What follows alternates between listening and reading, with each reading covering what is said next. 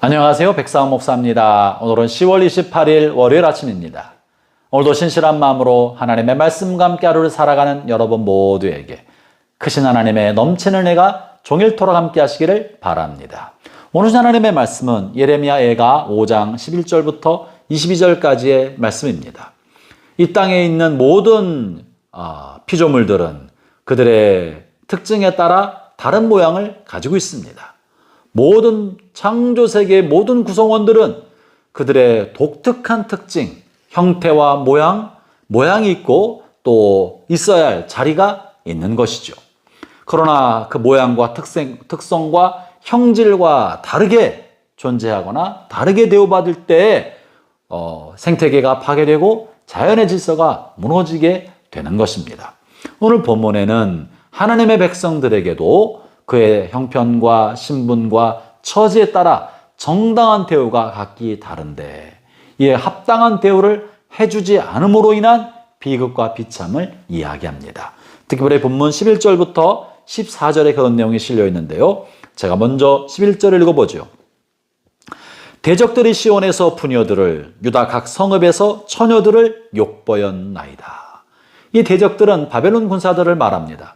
힘과 완력을 가지고 약한 여인들, 부녀들과 처녀들을 함부로 대하고 자신의 성욕의 대상으로 취급해버리고 말기 때문에 여인들이 말로 할 수 없는 고통을 받고 인권을 유린당하고 고통을 겪게 되는 모습을 보여줍니다. 형제자매 여러분, 여인들은 정서적으로나 육체적으로 약한 사람들입니다. 그렇기 때문에 그에 합당하게 돌봄과 존중과 배려가 필요한 사람들입니다. 몸이 약함에도 불구하고 건강한 사람, 힘센 사람과 똑같은 짐을 지게 하는 그것이 평등이 아니지 않습니까?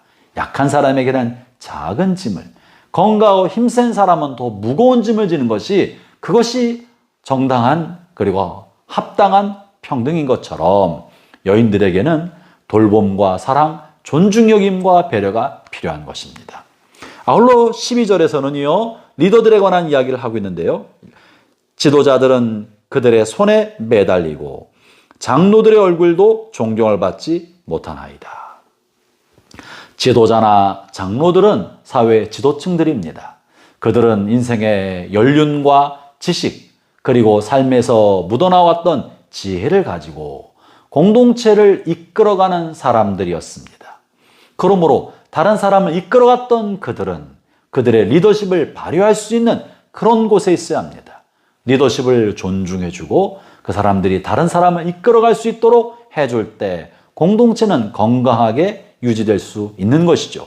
그런데 본문에 보면 장로들이 존경받지 못하고 무시당하고 그들이 가지고 있는 연륜과 경험과 지혜와 성숙이 깡그리째 무시되고 함부로 취급되고 있다는 것이죠. 또한 지도자들도 지도력의 자리를 만들어주지 아니하고 포악한 사람과 강포를 행하는 사람의 손에 함부로 휘둘리게 되는 이것이 비참이라고 말하고 있는 것입니다. 13절에 보면 청년들이 맷돌을 지며 아이들이 나무를 지다가 엎드러 지오매 청년들의 기운과 소년들의 기운을 그저 노동력 동원으로만 도구로만 사용하려 하다가 무리하고 지나치게 노역을 주어서 견딜 수 없어 쓰러지고 있는 모습을 말해줍니다. 이것은 사람들을 도구로 삼아서는 안 된다는 거예요. 청년들과 소년이 힘이 있다고 해서 그들을 노동력의 도구로만 삼을 때 비인격화되고 이들이 지나치게 노동에 동원됨으로 고통받고 지쳐 쓰러지게 된다는 것이죠. 형제자매 여러분, 우리는 주변의 사람들을 수단으로 삼지 않기를 바랍니다. 내가 원하는 목적을 이루기 위해서 사람들을 이용하지 않기를 바랍니다. 그것이 강포요. 그것으로 통해 나타난 현상이 비참인 것입니다. 14절에는요, 노인들이 다시 성문에 앉지 못하며 청년들은 다시 노래하지 못하나이다. 성문은 지나가는 사람들이 마음의 갈등과 민형사상의 인간관계 안에서의 갈등을 중재해주는 자리요. 또 지혜를 구하는 자리요. 조언을 베풀어주는 자리입니다. 노년들 인생의 경험으로 젊은 사람들이 갖고 있는 갈등의 문제에 대해서 올바르고 건전한 균형 잡힌 조언을 해주었던 것입니다. 그것이 바로 성문에 앉아있는 노인들의 자리 혹은 재판관의 자리였습니다. 사랑하는 형제자매 여러분, 아프리카 속담에 노인 한 사람이 죽으면 도서관이 하나 없어진다는 말이 있습니다. 노인들의 삶의 경험과 또 그들의 학식에 축적된 학식으로 베풀어주는 지혜야말로 젊은 사람들이 경청해야 할 보고인 것입니다. 힘이 없다고 해서 또 빠르지 못하다고 해서 그리고 현대 컴퓨터의 빠른 변화와 세상의 빠른 변화를 따라가기 어렵다고 해서 노인들을 무시하면 안 됩니다. 노인들은 여러분의 삶의 대부분을 경험하고 지나온 사람들입니다. 지금 비록 연세가 많이 들어서 기력이 예전 같지 않다 하여도 하얗게 변해버린 연탄재는 이미 한때 뜨겁게 타오른 적이 있다고 하지 않습니까? 그러므로 오늘날 성과주의로 효율을 강조하고 빠른 사회에 빨리빨리 적응하는 청년들을 가치게 보는 사회라 할지라도 연륜이 많고 경험이 많은 노인들을 존경해야 합니다. 그들을 귀히 여겨야 합니다. 그들 앞에 고개를 숙이고 좋은 조언을 경청하려는 귀를 가져야 합니다. 오늘 본문에서 노인들이 성문에 앉지 못하게 되는 것, 젊은 사람들에게 건강한 조언을 들려주지 못하는 것은 비극이라고 한 것이에요. 노인의 지혜를 배우지 못하는 것은 비극인 것입니다. 그러므로 젊은 사람은 노인들의 이야기, 연배 더 많은 사람들의 그런 조언을 귀담아 듣기를 바랍니다.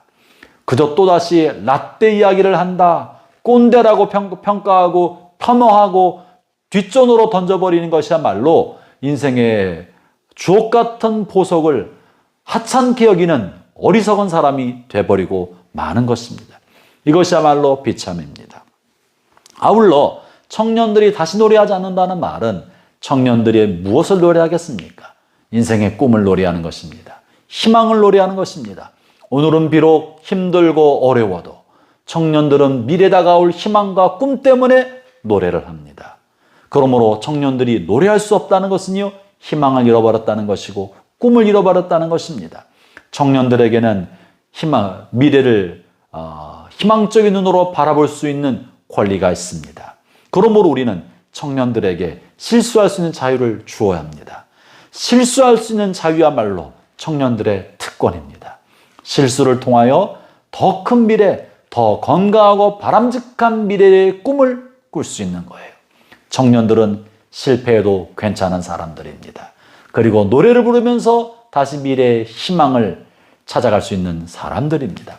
우리가 여인들은 여인들대로, 남자는 남자들대로, 노인은 노인대로, 또 지도자들은 지도자대로, 청년들과 소년들은 청년과 소년대로 각기 다른 대우, 존중과 배려, 각 사람에게 적합한 대우를 해줄 줄 아는 그런 성숙한 공동체 또 성도들 되시기를 주의 이름으로 축원합니다. 기도하겠습니다. 하나님 아버지 감사합니다. 주께서 우리에게 우리 주변에 많은 사람들을 붙여주셨는데 우리 주변에 있는 어른들은 존경할 줄 알고 젊은 사람들에게는 실패를 우리가 품어줄 수 있는 여유를 주시고 약한 사람들의 짐은 대신 질 수 있는 용기와 힘을 우리에게 주옵소서. 예수님 이름으로 기도합니다. 아멘.